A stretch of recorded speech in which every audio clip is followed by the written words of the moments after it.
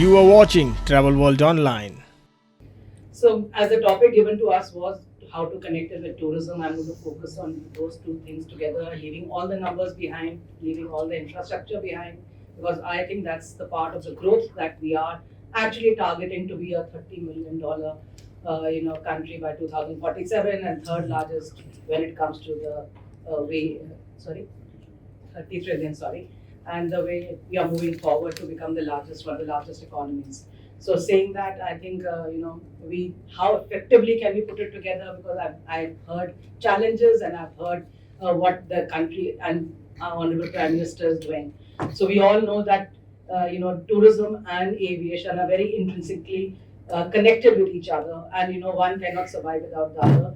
And that is the growth we've seen, because at one time ITA agents were very, very effective because there was only ticketing in this country. There was nothing called tourism. And that's how this industry started in India, because everyone would look for a relation or a friend to go and stay in. So there were no hotels needed, there was no communication needed. It was just buy a ticket and just go and travel anywhere in the world, or even in your own country, look for relatives only to live in. And now that tourism has become such an effective part, I think we really definitely need to go forward together, not saying the benefits of aviation and tourism, because that we know. We say that aviation connects to people, but I think tourism connects people to people. So that's an extension of the same word, and that's how it should be looked at when we talk about aviation and tourism going forward.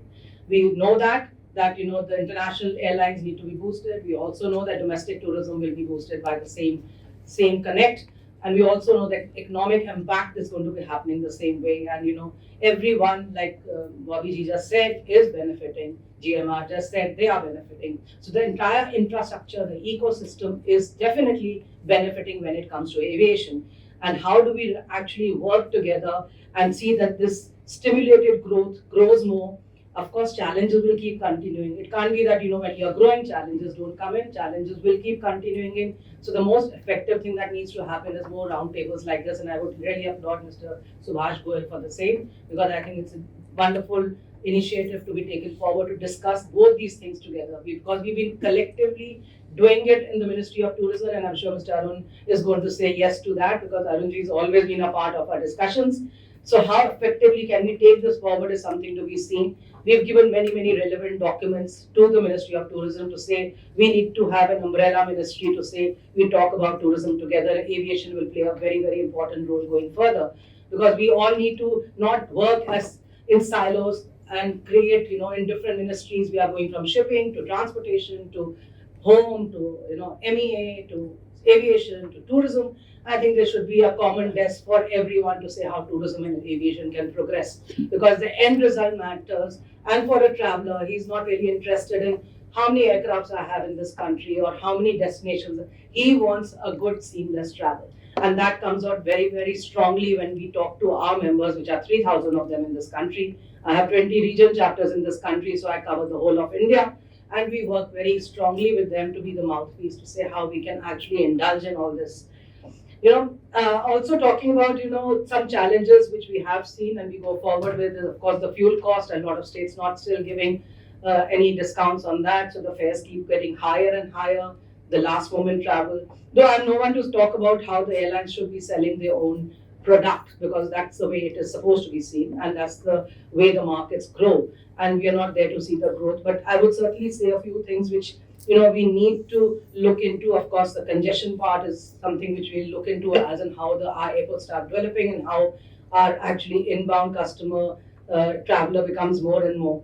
But there's some things which I'm going to again say that, and I did say that, we need a structured growth where travel and aviation and tourism is concerned, because each needs to balance out with the other.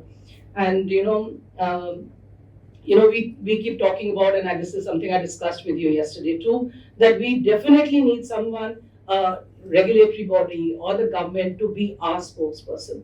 Because when the airlines go bust, he spoke about Jet Airways, he spoke about Kingfisher. I think all these airlines, when they go out of business, we are the first ones to be impacted. We saw that in COVID time, when the borders closed, ours was the only industry that got impacted the first and was the last to revive. So we've gone through those challenges, and these challenges, because of the geopolitical wars or maybe for other reason, is always an ongoing process. We need to say how can be protected by the government to say that this industry remains resilient. It can be absolutely independent, that we are not looking for freebies. We are looking for a way to structure this industry to grow the best.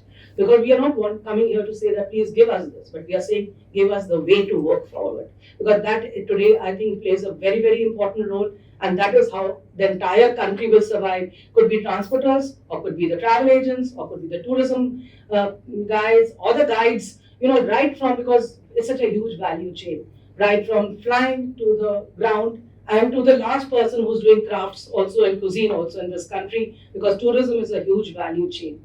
So we do really need someone, and like I once told the earlier minister and also Mr. Sindhya when I met him last, that we are IATA agents. And when I go, like when IATA, let's put it that way, sitting here, because he's right here, goes to the Ministry of Tourism, he's recognized as a tour operator only, so he goes to that ministry.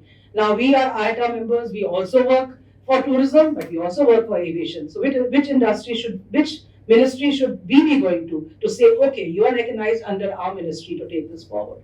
So I think there are a lot of things that we need to do forward thinking and say, because nothing can work, like I said, alone. It has to be mutual synergies to make this tourism grow in our country. Our Prime Minister is the best ambassador when he's traveling anywhere in the world or in our own country. Domestic tourism is moving, okay, fine, but inbound can't happen without outbounds. The flights have to go full. So we need to actually do a balancing act when it comes to business. And of course, our growth will come automatically, because when we travel outside, we are the best ambassadors for our own selves and our country. We are walking and talking Indians. And when someone sees me in a sari far away, he says, oh, she's from India.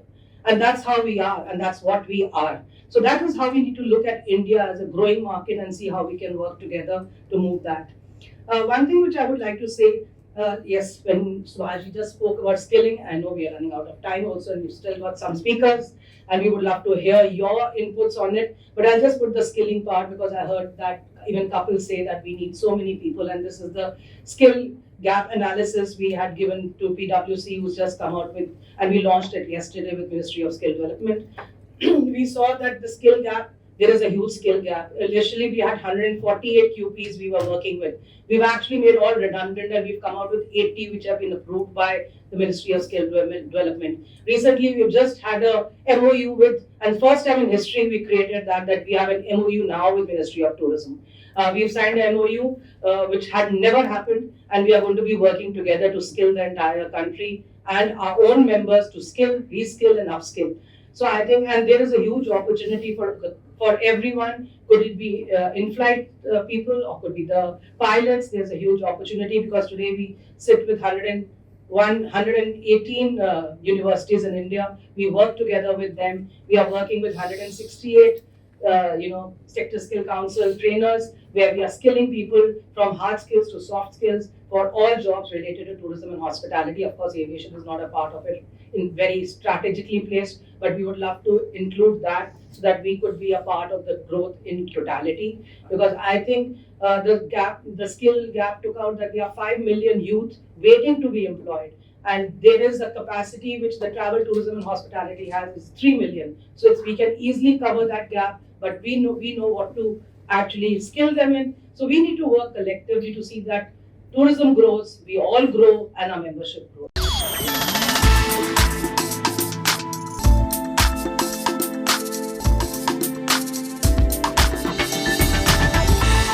You are watching Travel World Online.